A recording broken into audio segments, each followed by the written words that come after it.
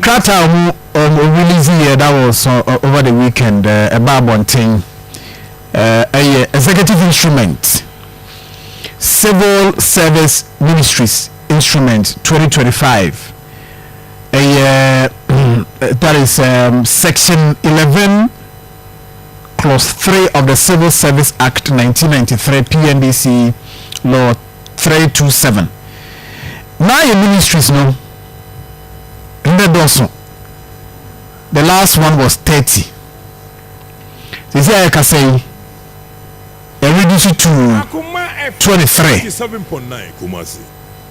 Ministry of Finance or Health, Interior, Defense, Education, Energy, or the green transition back home. Roads and highways or transport or sports and recreation. Yes, sports. There is an element in recreation. And Office of Attorney General and Ministry of Justice. Land and Natural Resources, local government or the chieftaincy, any religious affairs American. Foreign affairs, communication, digital technology and innovation, environment, science and technology, and the Ministry of Youth Development and Empowerment, Ministry of Works, Housing and Water Resources, Ministry of Gender, Children and Social Protection, Tourism, Culture, Creative Arts, Labor, Jobs, Employment, Food and Agriculture, Fisheries and Aquaculture, and the Trade, Agribusiness and Industry. Is there information? The better initiative. Say there was a point in your monitoring and evaluation ministry. Look, the President Pessoa achieve. The ministerial and ministries are well establishing.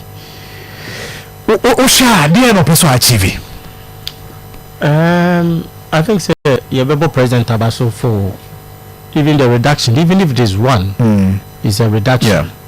And to say a bit may reduce you up to 7 days is very good. Very, very, very good. Me say any successive government be also be more than also be satisfied. Yeah. Because who took one year now ministers are other countries in the world and yes even the Chinese they have 12 people who rule the country. A population of 1.4 billion people. So most of the time we move here the core in fact the cabinet and mostly might be the rule more as ministers. Yeah. It's not a system where the say ministers is our cabinet ministers, but sometimes the cabinet ministers are all the number I work on, and Mijidi said we can still work on and reduce the number. That kind of people say see a system see a juma, and see a funku for good system. That's a disabi, or maybe we see resources. I thought tourism because also the Ministry of Sports and Recreation. I thought be a committee no tourism. Yes. Okay. Mr. Ministry of Food and Agriculture. Yes, our Ministry of Fishery and Aquaculture. I don't identify ministry in Kenya Bako.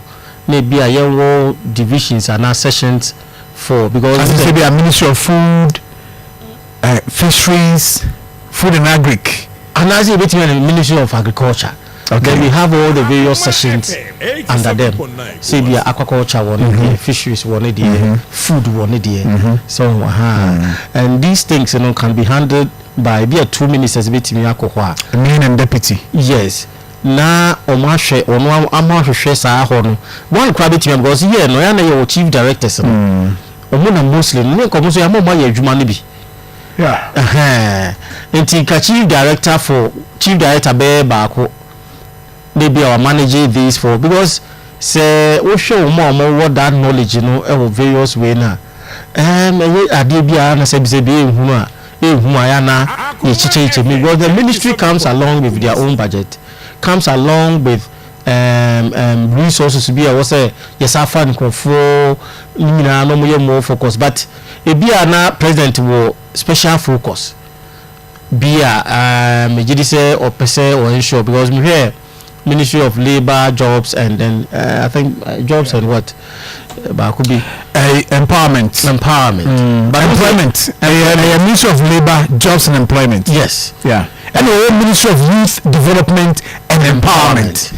Clearly, the direction is about youth development and jobs. Yes, youth. But ministry now, the specific where they usually jobs, and I mean issues with that because we are not say Abina never fed the Ministry of Jobs.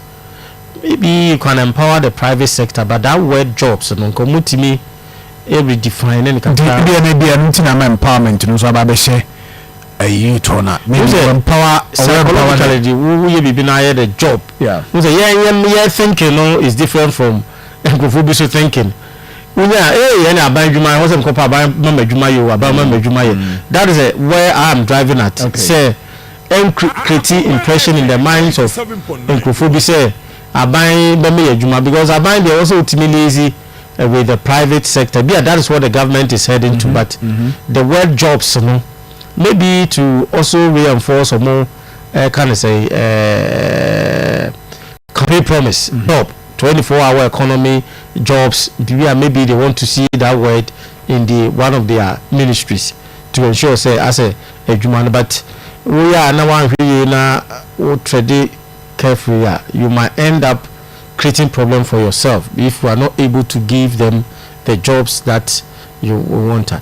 And I'm saying Ministry of Local Government or the chieftains, I think that is also good because a locality, a local government, the chiefs play a key role. Na blend this away at the account. I think that is my issue is that ministries be because of the 16. Well, don't forget, so now we have 16 regions. So the 16 will come and add up to the 27. There's who headed towards that 16. At the same time, there are certain ministries we also munya 2 and munya deputies. Deputies in the have ministries on Binya. But when I'm say the ministries be they have to get like Ministry of Finance. Yes. And be a local government. You say so they say almost starting vetting. My finance also almost starting vetting. Yeah, vetting. You know they so overqualified. There's somebody that I love his experience. Say John, there's nothing. He's a fine gentleman. Many person encounter, but over here, me demeanor for so far. Our legal fraternity now. I think they were misconducting. And I say, he's one of the NDC guys who has proven to be, you can say credible. And I say, will be what he proven himself very well. Upon all, and I was saying much more partisan part. Said, we say I was in the profession. I'm saying one what me protective one kakra. He always speak on a professional ground, and also na abuane pa for I need to be and me said the commitment and loyalty to President Mahama is and there's intimate can was some crash. Say he has really done well, and John Apostle. Well, but I will think I will pay different person because that is my personal view. Because yana sometimes unya ubia enka on sheda enye matcha yibia na nkebeti mi aboa because we have the experts there to help. Nanka the face and free. Then that is my view. I think holiday almost sana, and I think say at forcing I'm for debating one na be so on your finance be so on your finance finance na you call ministry for finance yes and I deputy minister for finance so say na ba school say I'm for we critical too much by the end of the day the Americans will ask who the person will able to perform. Yeah, and that is what the American American for qualification they nearly said the panel ability to deliver And I think so far the guy has really done well. Right. They deserve, and I hope say this time, as Mekan earlier said some time ago, said President Mahama has fine and good people, and he should make good use of them and avoid mistakes of encophobia or antichrist antichrist. Right, but I say, just a minute, just a minute.